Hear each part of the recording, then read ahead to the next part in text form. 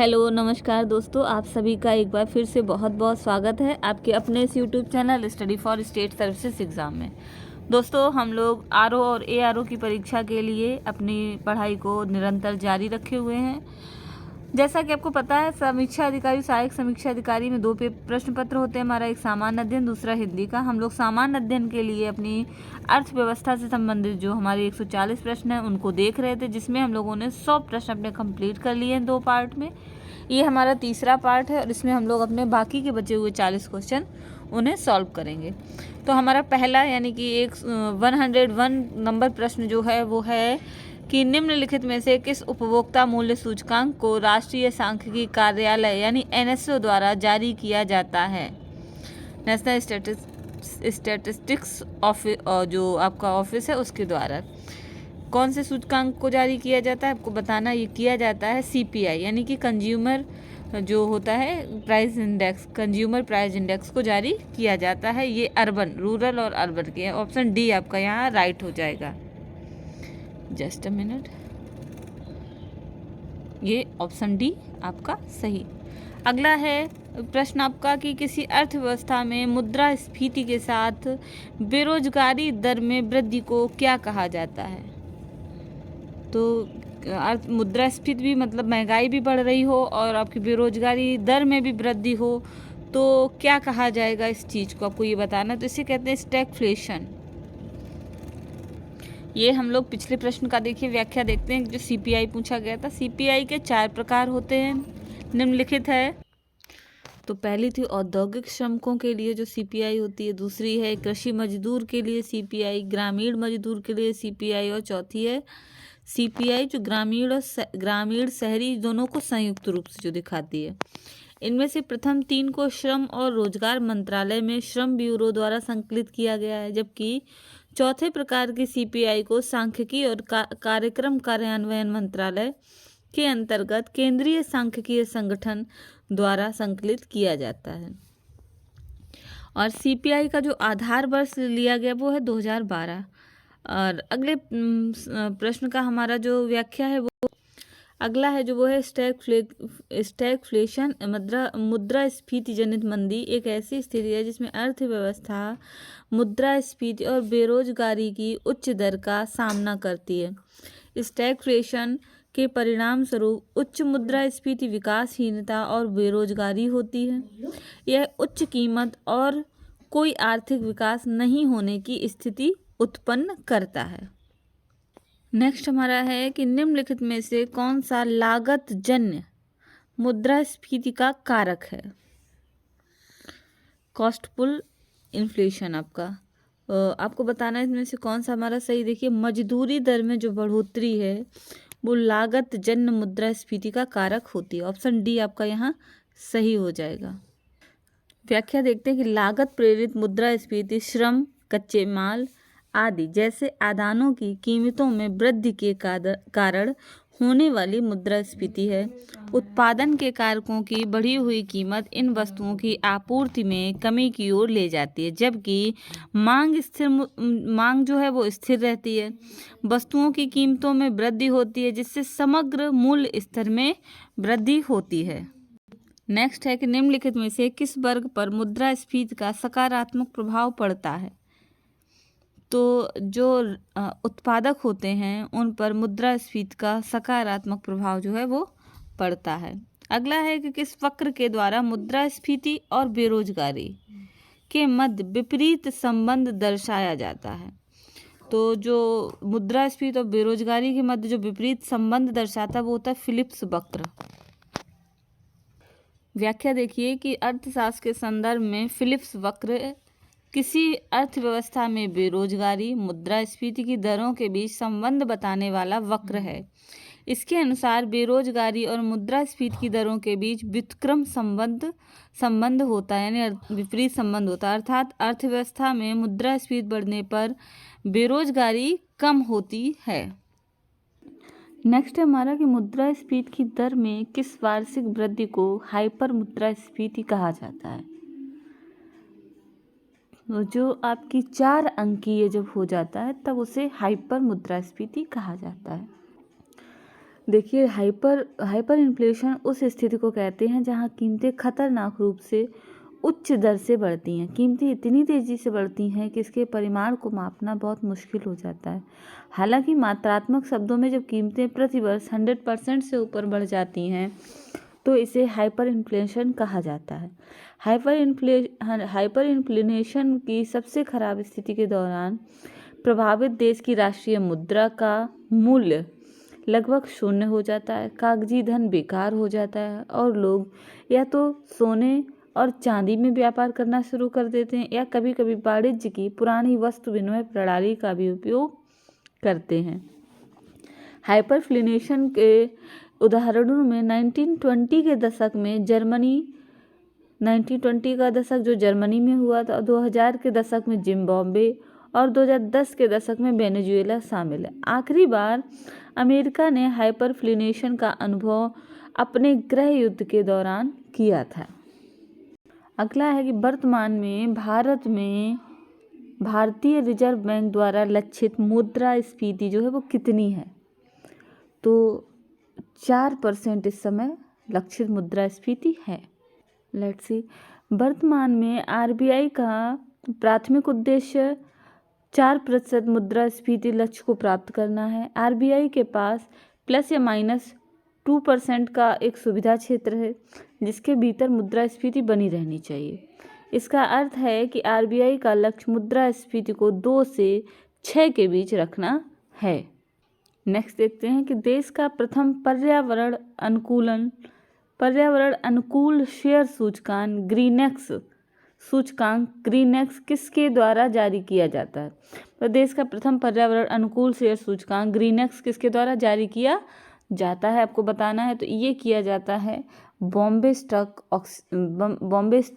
Exchange द्वारा। आपका देखिए, देश का प्रथम पर्यावरण अनुकूल शेयर सूचकांक ग्रीनएक्स बॉम्बे स्टॉक एक्सचेंज द्वारा 2012 से जारी किया जा रहा है। वर्तमान समय में इस सूचकांक में कुल 25 कंपनियों के शेयर शामिल हैं जिसके निष्पादन का मूल्यांकन ग्रीन हाउस गैस, बाजार पूंजीकरण तथा टर्नओवर के आधार पर किया जाता है।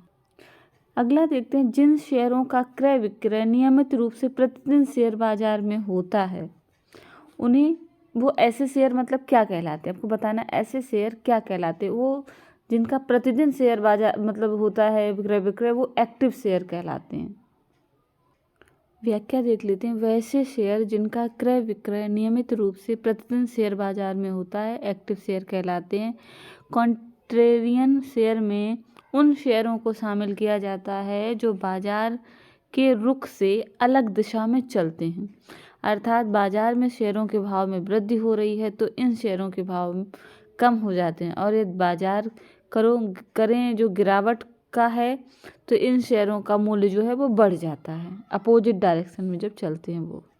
अगला है कि मौद्रिक नीति के तहत रिजर्व बैंक द्वारा प्रयुक्त गुणात्मक साख नियंत्रण के उपायों में कौन सा शामिल नहीं है आपका?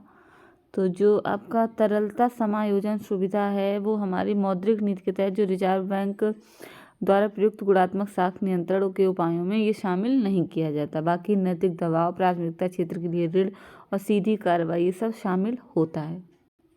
देखिए व्याख्या की, गुणात्मक साख नियंत्रण का प्रयोग अर्थव्यवस्था के विशेष क्षेत्र में ऋण वितरण को प्रभावित करने के लिए किया जाता है। जो तरलता समायोजन सुविधा है या परिमाणात्मक साख नियंत्रण के अंतर्गत शामिल उपाय है। नेक्स्ट देखते हैं कि सूची फर्स्ट तथा सूची सेकंड को आपको सुमेलित करना है। एक तरफ योजनाएं दी गई हैं और सेकंड साइड में आपका दिया गया कि वो कब शुरू हुई, वो डेट आपको बतानी है। तो प्रधानमंत्री वय वंदन योजना जो शुरू हुई थी वो आपकी शुरू हुई है मई 2017। जस्ट अ मिनट,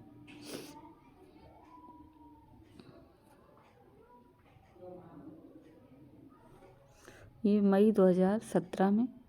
और किसान मान धन योजना आपकी शुरू हुई थी सितंबर 2019 में। वहीं प्रधानमंत्री स्वनिधि योजना जो है वो आपकी शुरू हुई है जून 2020 में, जबकि प्रधानमंत्री गरीब कल्याण योजना आपकी शुरू हुई थी दिसंबर 2016 में।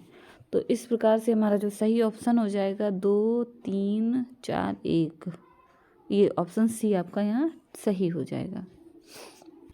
आगे देखते हैं कि आयुष्मान भारत योजना के तहत कितने रुपए तक की बीमा राशि प्रति परिवार प्रदान करने का प्रावधान किया गया है।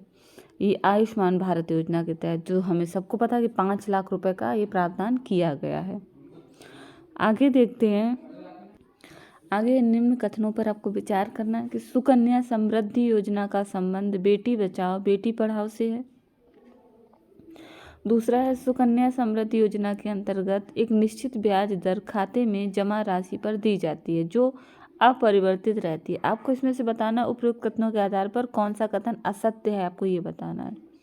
तो देखिए, जो आपका असत्य कथन है ये आपका सही है। ये जो आपका समृद्धि योजना का संबंध किससे, बेटी बचाओ बेटी पढ़ाओ से है। लेकिन जो सेकंड पॉइंट आपका दिया है इनकी अपरिवर्तित रहती है, तो ये हमारा गलत हो जाता है यहाँ पे, ठीक है। केवल असत्य कौन सा है, दूसरा। व्याख्या देखिए, सुकन्या समृद्धि योजना की शुरुआत बेटी बचाओ बेटी पढ़ाओ योजना के अंग के रूप में हुई है। इस योजना के तहत खाते में जमा राशि पर जो ब्याज दर की जाती है वो परिवर्तित रहती है, जिसे समय समय पर रिजर्व बैंक ऑफ इंडिया द्वारा निर्धारित किया जाता है। अगला प्रश्न आपको बताना है कि पीएम श्री योजना की शुरुआत जो है वो कब हुई थी। तो पीएम श्री योजना की शुरुआत 5 सितंबर 2022 को हुई है। अगला प्रश्न है कि सूची फर्स्ट को आपको सूची सेकंड से मिलान करना है। तो पहला है कि उज्ज्वला योजना, फिर निर्विक योजना, तेजस्विनी योजना, सहज योजना। जिसमें से आपने सबसे ज़्यादा जो सुनी है उज्ज्वला योजना है। इसकी शुरुआत हुई थी, उज्ज्वला योजना की जो शुरुआत हुई थी वो हुई थी आपकी 2016 में, 1 मई 2016 को, ठीक है। 1 मिनट, ये देखिए अब ये थर्ड हो जाएगा इसका, ठीक है। इसके अलावा आपका फिर हो जाएगा निर्विक योजना आपकी शुरू हुई है 14 सितंबर 2019 को। तेजस्विनी आपकी 22 सितंबर 2015 को, जबकि सहज 30 अगस्त 2015 को शुरुआत हुई है। इस प्रकार हमारा जो सही ऑप्शन यहाँ हो जाएगा वो 15 का बी ऑप्शन आपका सही हो जाएगा। नेक्स्ट क्वेश्चन देखते हैं कि कौन सा इसमें से सुमेलित नहीं आपको बताना है। पीएम स्वामित्व योजना, उड़ान योजना, स्टैंड अप योजना, स्टैंड अप इंडिया और स्टार्टअप इंडिया, इनमें से कौन सा सही सुमेलित नहीं है आपका। उड़ान जो है वो सही सुमेलित नहीं है, क्योंकि देखिए यहाँ पे अप्रैल 2016 के बजाय अक्टूबर 2016 में ये स्टार्ट हुई थी, 21 अक्टूबर 2016 को। अगला है कि एरो योजना का संबंध है, तो इसका ये संबंध किससे आपको बताना है, इसका संबंध जो है डाकघरों से। अगला प्रश्न देखते हैं कि आरोग्यश्री योजना का संबंध जो है वो किस प्रदेश से आपको बताना है। आरोग्यश्री ये हेल्थ को ही लेके है, ये भी हमारा उत्तर प्रदेश से संबंधित है। अगला है जल जीवन मिशन जो शहरी है, जल जीवन मिशन से संबंधित निम्न कथनों पर आपको विचार करना है। शहरी स्थानीय निकायों में सार्वभौमिक जल आपूर्ति करना, इसका जो उद्देश्य है ये बताना है आपको। दूसरा है 2.86 करोड़ परिवारों को नल कनेक्शन देना। तो क्या है इसका मिशन, कौन सा विकल्प इसमें से सही है आपको ये बताना है।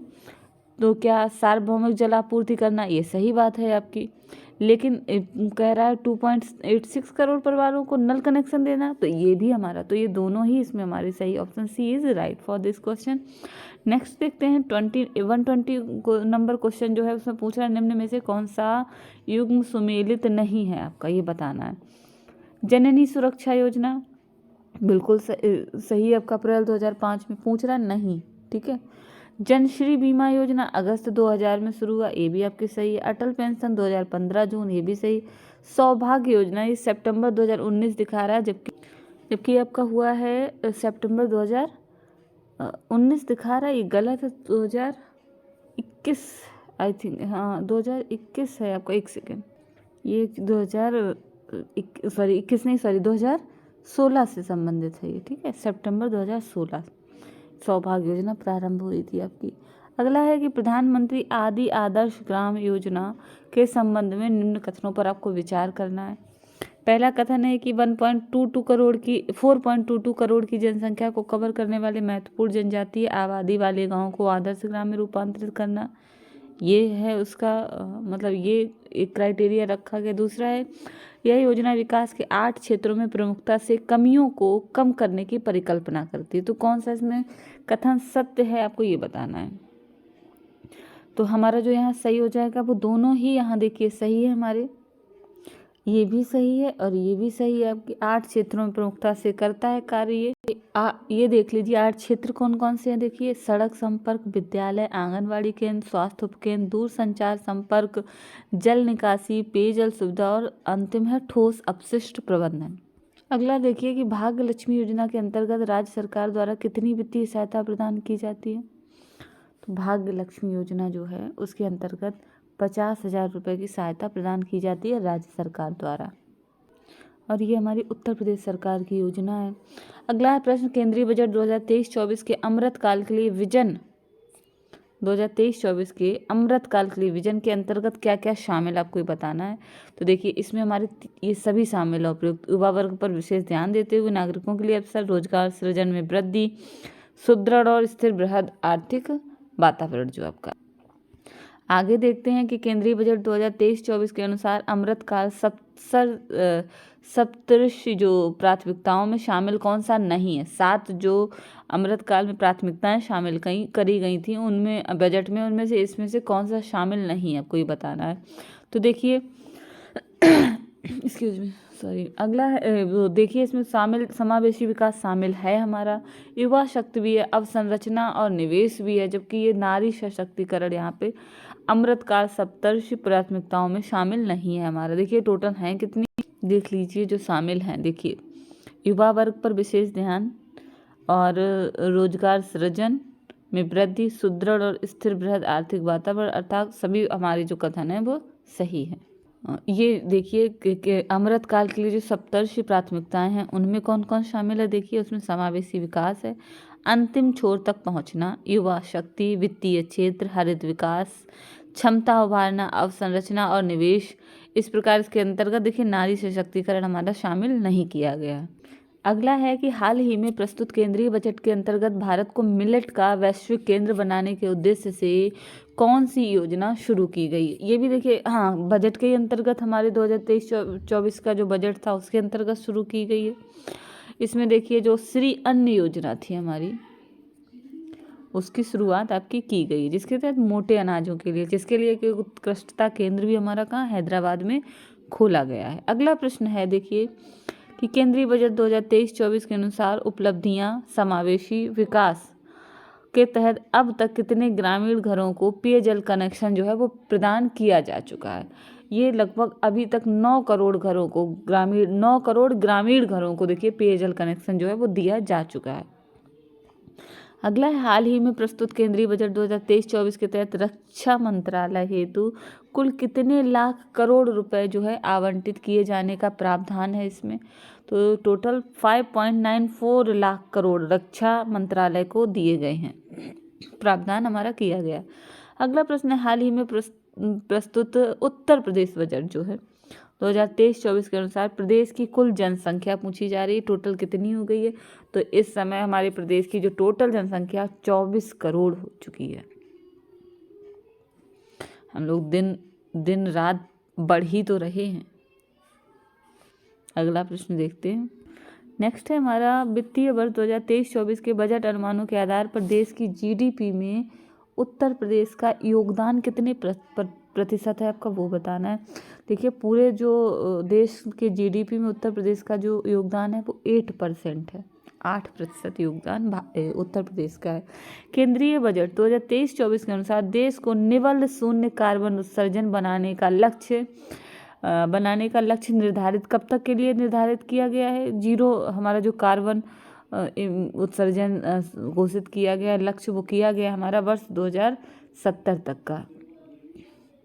अगला देखिए केंद्रीय बजट 2023-24 के अनुसार हाल ही में आकांक्षी जिला कार्यक्रम की सफलता को आगे बढ़ाते हुए सरकार ने आकांक्षी ब्लॉक कार्यक्रम शुरू किया है और इसके अंतर्गत कुल कितने ब्लॉक को कवर करने की योजना बनाई गई है। तो टोटल हमारे जो ब्लॉक इसके अंतर्गत हैं 500 ब्लॉक कवर करने की योजना रखी गई है। नेक्स्ट क्वेश्चन है कि उत्तर प्रदेश बजट 2023-24 के अनुसार बेटी बचाओ बेटी पढ़ाओ योजना प्रदेश के कितने जनपदों में संचालित की जा रही है। तो अभी तक जो टोटल करी जा रही है वो 71 जिलों में संचालित करी जा रही है। अगला है आर्थिक समीक्षा 2022-23 के अनुसार वर्ष 2021 में सेवा निर्यात में भारत की हिस्सेदारी विश्व के कुल सेवा निर्यात का कितने प्रतिशत रही है? तो विश्व के कुल सेवा निर्यात में जो भारत की हिस्सेदारी है, सेवा निर्यात में जो भारत की हिस्सेदारी है वो हमारी रही है 4% की।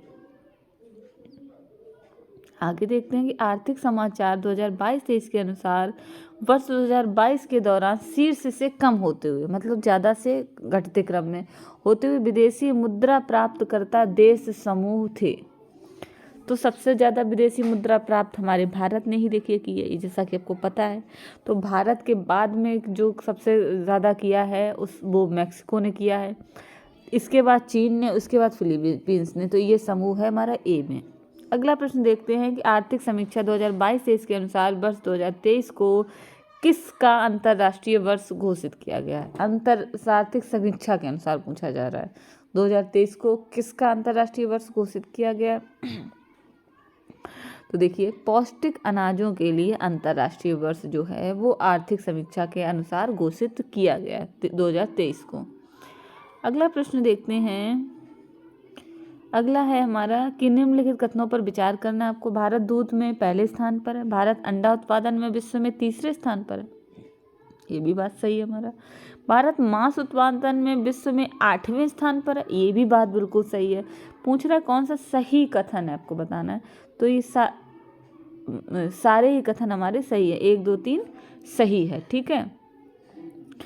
आगे देखते हैं कि 137 जो क्वेश्चन नंबर हमारा, देखो अपना देश पर्यटन योजना में भारत से कुल कितने स्थानों का चयन किया गया है? देखो अपना देश पर्यटन योजना जो है उसमें टोटल 50 जो है भारत के स्थान हैं उनको शामिल किया गया। अगला है कि निम्नलिखित में से कौन सुमेलित है, आपको बताना है। नाबार्ड 1982, ये सही है हमारा, बिल्कुल ठीक है, ये हमारा सही शामिल है। दूसरा है कि क्षेत्रीय ग्रामीण बैंक RRB 1985, ये हमारा सही शामिल नहीं है क्योंकि ये 1975 है। अगला है 6 बैंकों का राष्ट्रीयकरण। 6 बैंकों का राष्ट्रीयकरण भी आपका सही है, 1980, ठीक है।